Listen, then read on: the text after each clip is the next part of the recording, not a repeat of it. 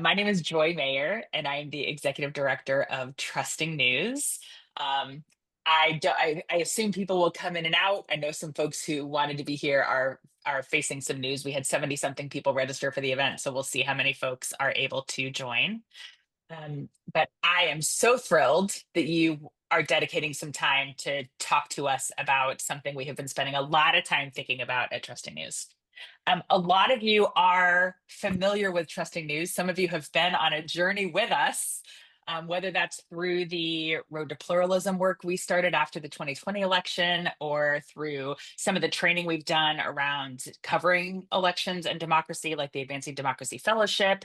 Whether you just subscribe to our newsletter and are a little bit familiar with what we do. Some of you are in our Slack space, but some of you I think are probably brand new. So let me just say that at Trusting News, we learn as much as we can about how people decide what news to trust and turn what we learn into actionable strategies for journalists. So we try to help journalists and the public understand each other. And part of that is holding up a mirror to the industry and saying, hey, I think maybe what you're doing is not landing in the way that you think it will land.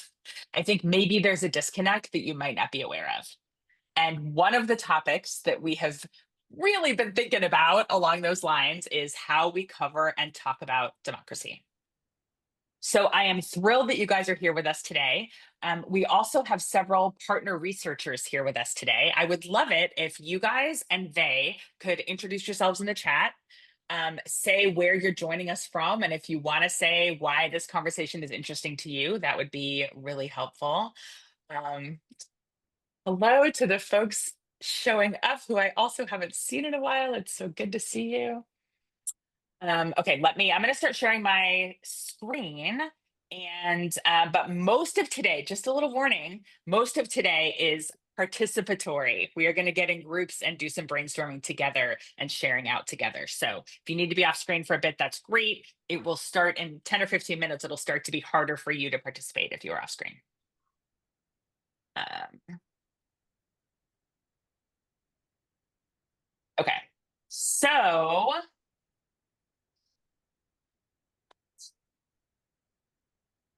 I think we're ready to go. So a few things I want to do to just lay the groundwork about why we're talking about this. And then we're going to share, one of our research partners is going to share some facts that can help ground us in this information. I do want to say that we are recording today because, really, for background purposes, we're recording the intro, we'll record the share out, and we will be sending kind of themes of what we learn out to people who subscribe to us on communications channels and fueling for future research. But Katie was going to, one of our research partners, Katie Searles, I think, was going to put something in the chat, or was it Ashley? I did Katie. put it in the Oh, chat. Hopefully y'all thank can you. see it. I'll drop it in case, Okay. again, just in case. Okay. Awesome. Just need to, so that we can use what we learn here in case it's applicable, in case it informs future research. Just needed to make sure you guys know that that's what we're doing here. But we, of course, will not quote you in anything that we write or do without your permission. So it's so interesting at Trusting News as we think about the role that journalists play in a democracy and what journalists take for granted about that. I got an email from one of my local newsrooms this morning about the important role that they play in a democracy. And you know what? It rests on a whole series of assumptions about what that means. And doesn't really take into account that plenty of people see us as a destructive force in the misinformation landscape, in the civil society landscape. People think we've picked a side, and if we're not on the side that they wish we were on, it really weakens the credibility of so much of what we're saying. So when we think about what role journalists play in a democracy, we think about that it's important to just articulate some things that often go assumed, I think. Holding elected leaders accountable, pointing out norms and deviations from traditional democratic systems, helping people understand their power and agency and equipping them to participate in democracy, expanding people's understanding of how democracy functions locally, especially as separate from national conversations, because the nationalization of both journalism and of politics is really undercutting efforts to discuss, I think, how well our local democracies that we can influence more directly are functioning. Another of our goals is exploring who democracy is working well for and who it's disenfranchising. I think we would probably all agree on that. And then just sort of helping people understand what our role is in a functioning democracy.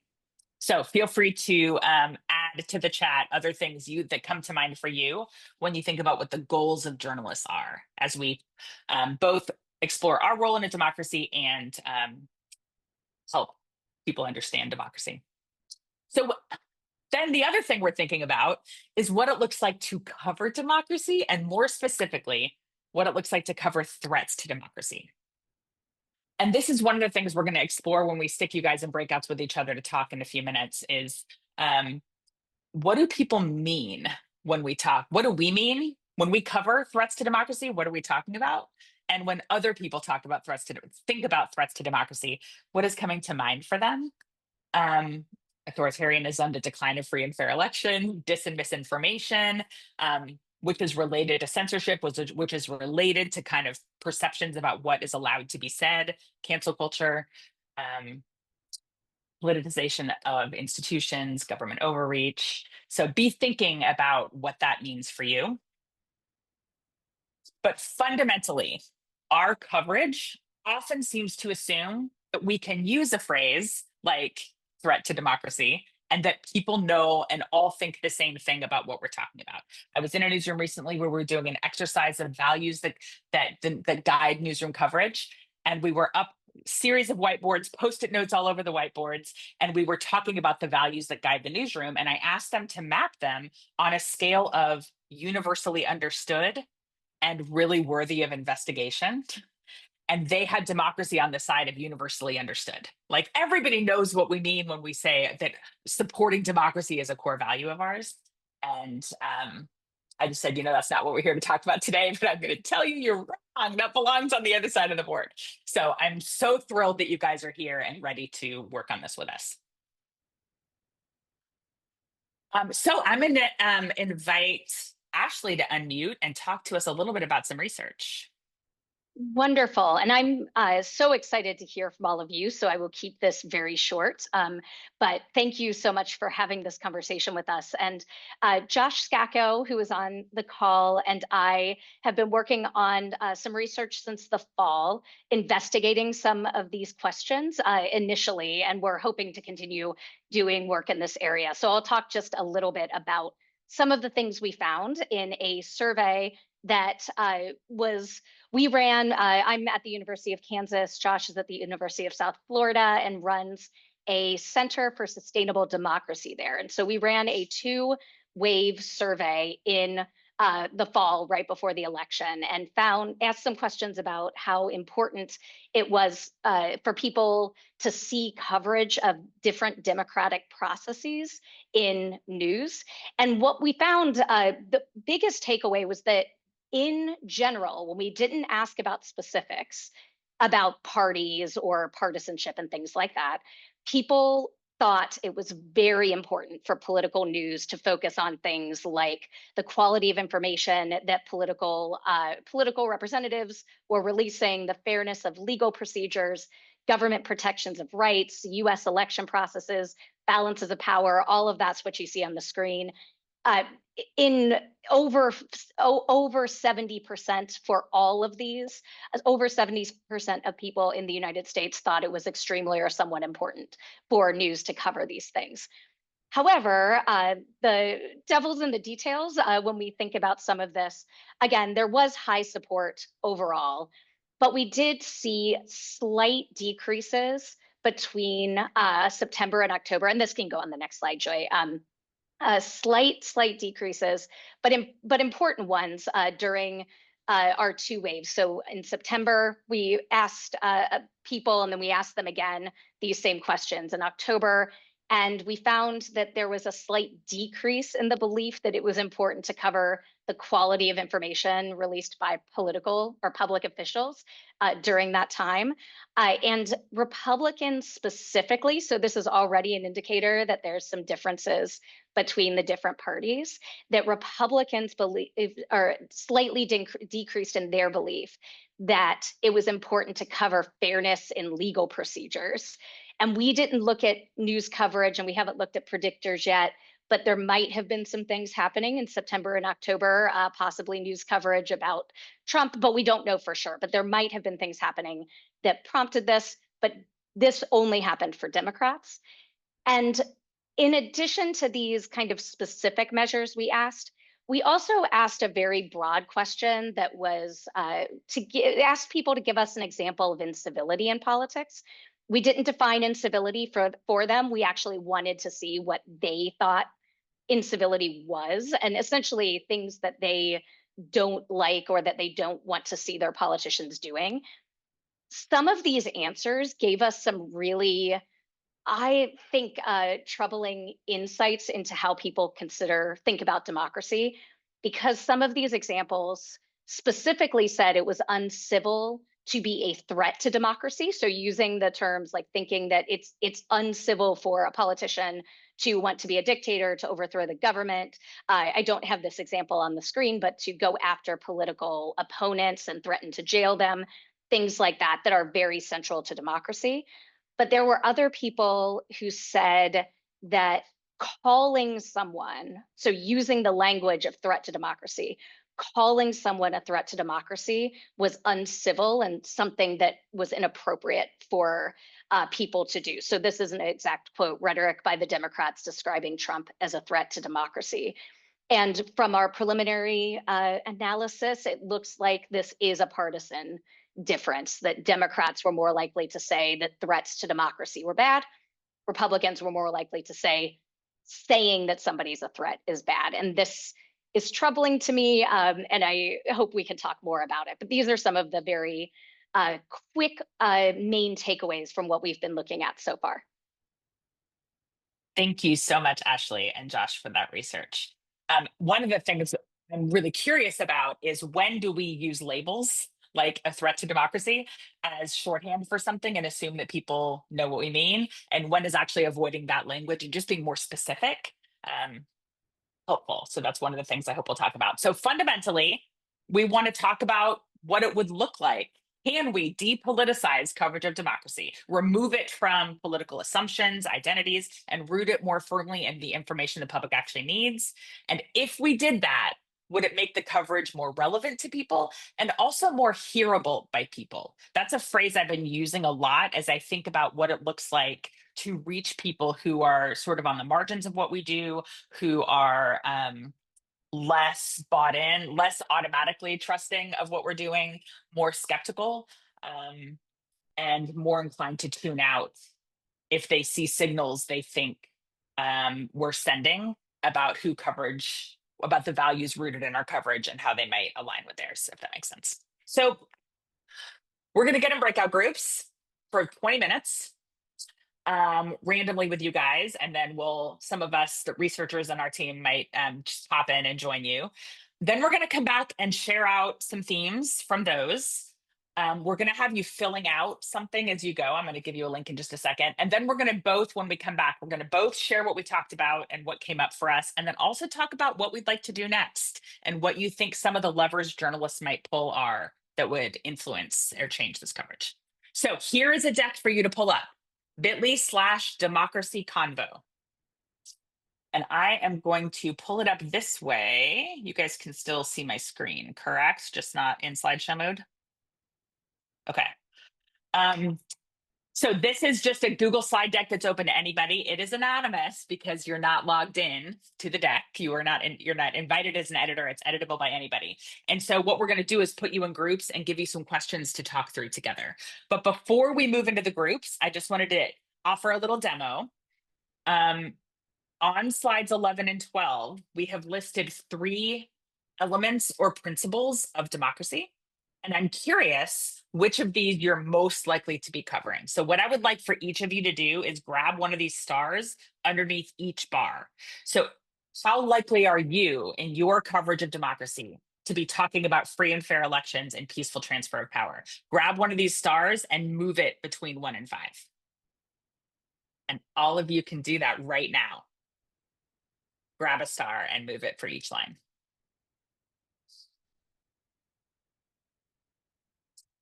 And while you do that, Molly's going to be setting up breakout rooms, right, Molly?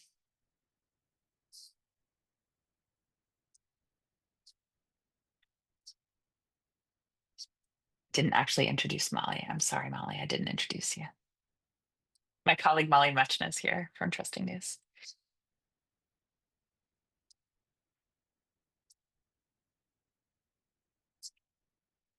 So Molly stuck the link to this deck in the chat.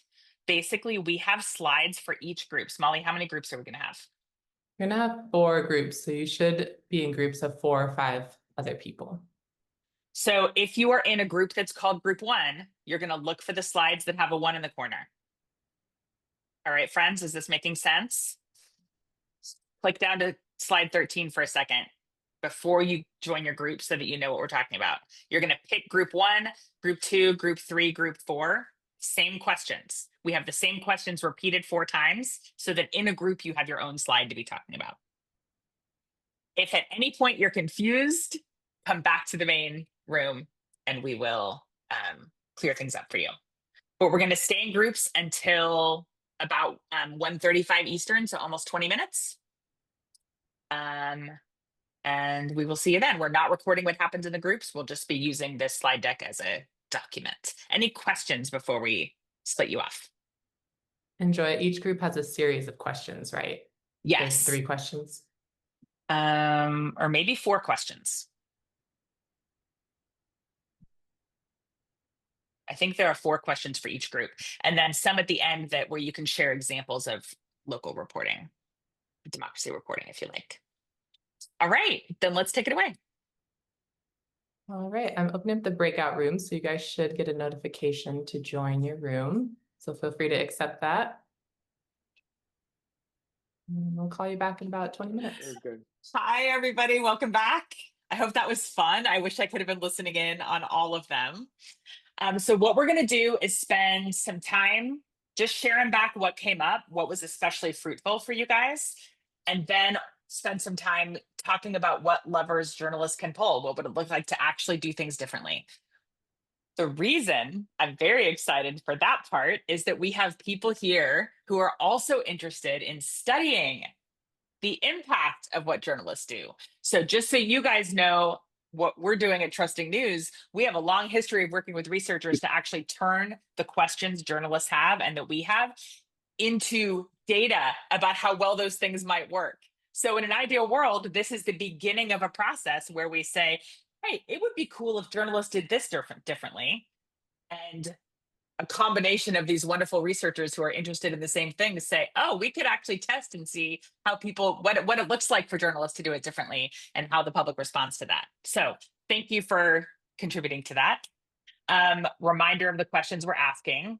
Can we depoliticize coverage of democracy and root it more firmly in public needs? And if we did that, would it be more relevant to and hearable by more of the country? So I've had loads of fun. Molly and I have been creeping in on your answers as you type. I'm especially interested in hearing, I'm going to ask you guys, invite you guys to just unmute and share what you talked about. I'm especially interested in hearing about what some people might see as threats to democracy that journalists don't cover as much or don't cover that way. And I'm also really interested in hearing about how you think democracy language or coverage gets politicized or weaponized. So I invite any of you guys to unmute and share something specific that you're thinking about or that came up in your group.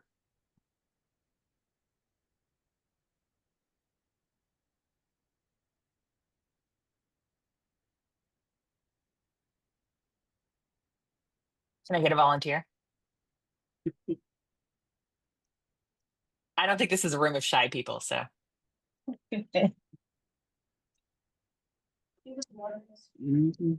Are you Don, ready to did you go? just I'm on unmute? it. Oh, maybe not. Oh, if Don, I are you did, unmuting? I was not trying to. All righty. I apologize. I'm sorry. That's okay. What stuck out to you guys what was especially fruitful for your group to talk about, or what did another member of your group say that you thought was especially insightful or interesting? I can come out and say that our group was group 1. It was hard to start by centering the good things about journalists, and one of the key questions that came up for us is who are journalists and who are we talking about here? So we sort of skipped to the second question, got the horse race coverage, got the both sidesism, got the polarization stuff out, came back to what worked, which was the Supreme Court coverage. I'd like to actually hear from other people if they feel that way. Supreme Court coverage is pretty cut and dry. And then the other thing that stood out is sort of that civic engagement, that sort of like new resurgence of local news that's focused on enabling civic outcomes and civic participation. Thank you, Simon. That's helpful. Who else?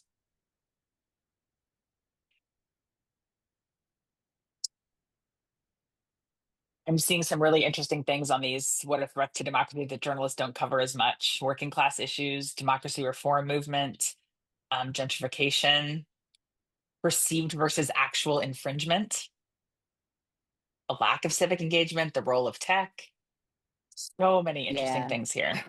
that was group two with the gentrification and perceived versus actual infringement. So our conversation revolved a lot around like perception of democracy and how journalists cover it, what's missing, with in alignment with the question. And they think they looked at the aspects of like social cohesion, how people connect with each other, civic health, like understanding that politicians are out of touch, and then of course, like through gentrification, that we do lose that community connection, and then we don't quite understand how that affects people's ability or desire to be engaged with government, with understanding democracy, and with journalism.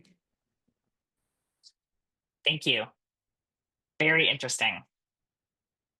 Also noticing here incivility and lack of bipartisanship. It's interesting when I kind of put the feelers out that this is something I'm interested in. I had a conversation recently from somebody who studied incivility in Congress, not even related to journalism, but just the questions about like compromise is actually a feature, not a bug of democracy. That's part of how this is supposed to work. And so what does it mean when we've just lost the ability to talk to each other? I just don't see I see a lot of bemoaning about that and teeth gnashing about that, but I'm not sure I see a lot of journalism that supports change. I also think we leave independents or people who are just don't care about either party out of that conversation. We act like there's only two kinds of Americans, Republicans and Democrats, a lot of the time, and that's just not necessarily true. Yep. The more in common research is so good there. There's tons of research that shows journalists highlight extremes. A lot of you have heard me say that before, that we find people with extreme views and pretend like we've covered both sides. Okay. I wanted to build on, oh, sorry, we can move. Go ahead, Simon. I was going to build on what Lauren said, that something that came out of our group was democracy reform movements are poorly covered by journalists. People who are trying to push the vision of what we mean when we mean democracy isn't really well covered. Yep, absolutely. Which is sort of a solutions frame too. Like we know some things are broken. What are we actually, who's working to change that? Who's working to fix it? Especially locally, right?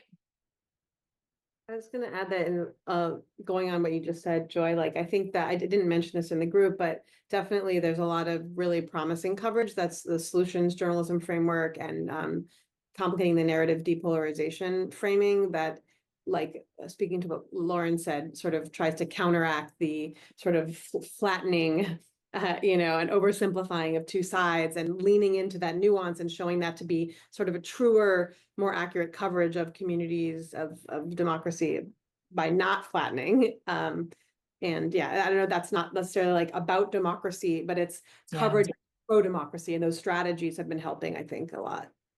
Yep. Thank you for that, Shaya. I want to jump to slide 24 and highlight something that group 3 said here about how language gets politicized or weaponized.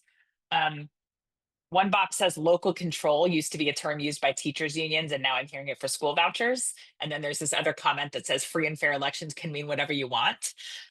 One thing I see missing from a lot of news coverage is context. Like, oh, people are using this word or talking about this thing, but do you know that it was used this opposite way in this other case? There's like an accountability there of holding people accountable for consistent approaches, and also just hypocrisy. Like people want local control if it works for them, but they want state control if local control would work against their interests. So I don't know if anyone in that group wants to say more about that.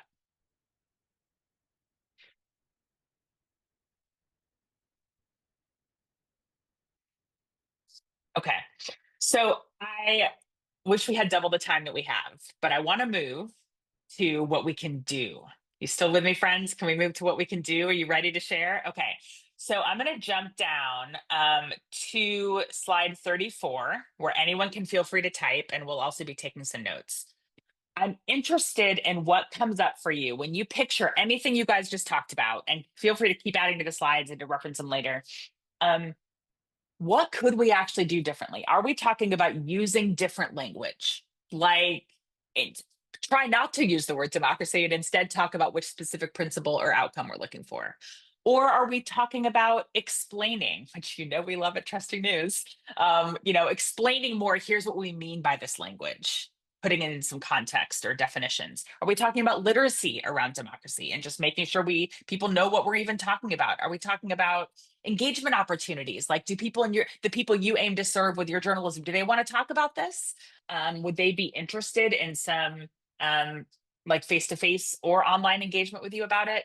What would feel productive and worth doing that you could try on your own, and or that we could study and attach some research to see the impact? Showing, not just telling. Yes. I really think a lot about labels, you guys, both for people, like what label do we use to describe somebody, and just throughout our coverage. I mean, I think for democracy, there's a lot of shorthand that we use. So what can we say that's more descriptive? In-person meeting with community. I don't know if the person who typed that is up for unmuting, but I'm curious what that might look like.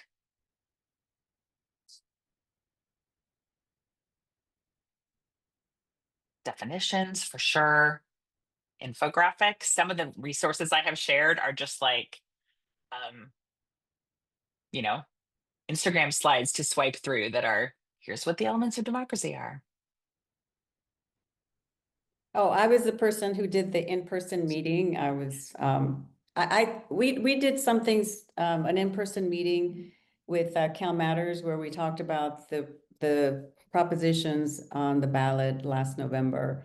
And we had a community meet at a coffee shop, and we had kind of both sides, but obviously moderates, because you can't really talk to people who are too much on the fringes. And people walked away with a really good feeling that they had spoken with their neighbor and that they had disagreed, but yet left as neighbors still, so it was a really good feeling. And we got a lot of really good information, a lot of valuable information. Anytime we go into the community or talk to community members, it is really, really informative and enriches everything that we do. So just for that alone, I think it would be good for us to be out there so they know who we are and what we do. How did you find the people for that? How did we find them? We invited them through our website. We also reached out to community leaders, chambers of commerce, people that we knew might come.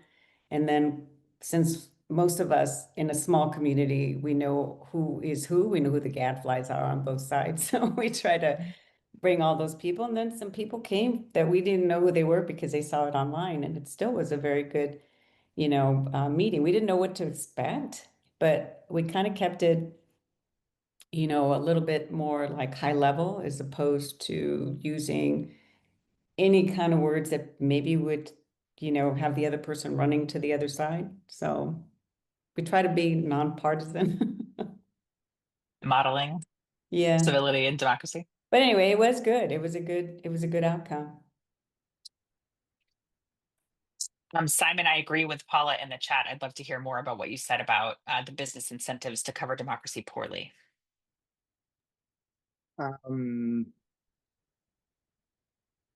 So I think, we discussed it in our group a little bit, is like there's just like a lack of context being given to stuff, a lack of history, a lack of fact checking, a both sidesism in lieu of reporting and journalism about the issue. And I think that's because we're all facing these deadlines that are driven by advertising and corporate metrics. In most cases, when we talk about journalists, we're talking about, it's mostly corporate, corporate owned. Most of the jobs in journalism are corporate are through corporations.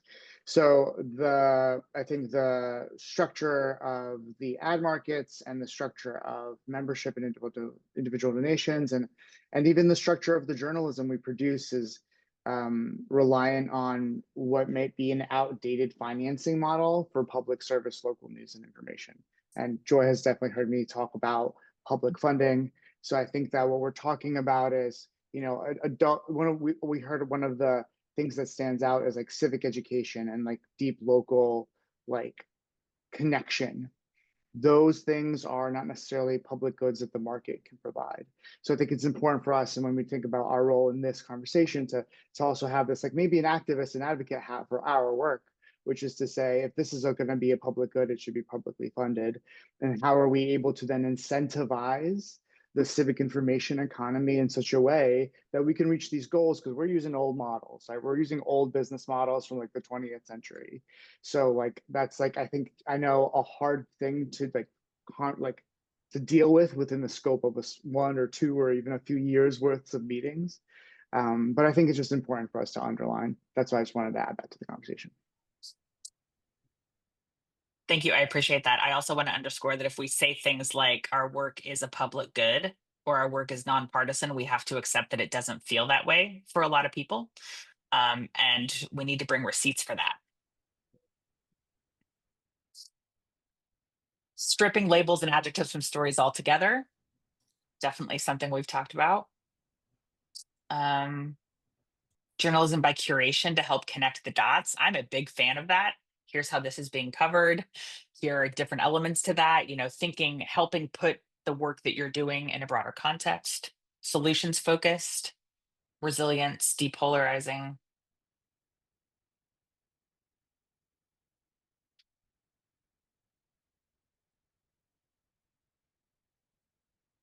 Counting more things. Simple data journalism explaining things happening today. That's so interesting.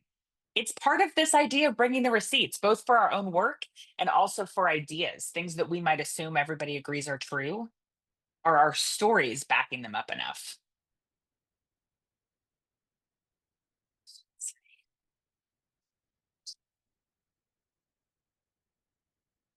Jared, feel free to go pull a star and add them to the ones you love. All right, anyone else want to chime in with something that is feeling especially salient to you or just a curiosity?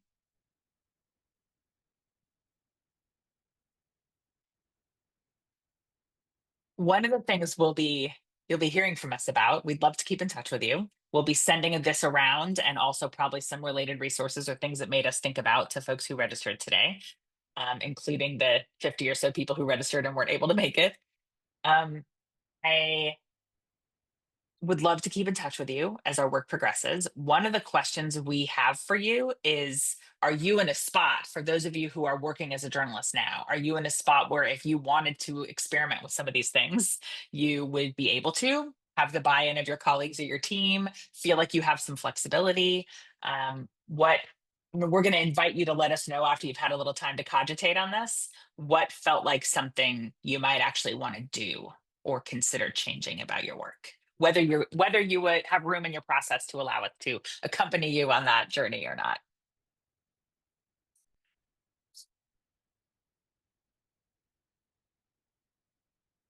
Oh, Carrie, I love that point. Safe space or public safety for whom? What does that mean? Some of you know how much work we've done at Trusting News about the biases and assumptions and values of journalists and how that influences what we can see and who we can cover well and who feels seen and respected and reflected by journalism and who does not. Starting there seems like a great thing to do. Okay. Well, this is wonderful. Thank you so much. Feel free to keep adding. Feel free to share and ask colleagues to contribute. And you'll be hearing from us with the slides and with some reflections probably tomorrow. So thank you so much, everyone, for sharing an hour of your day with us. Really appreciate it.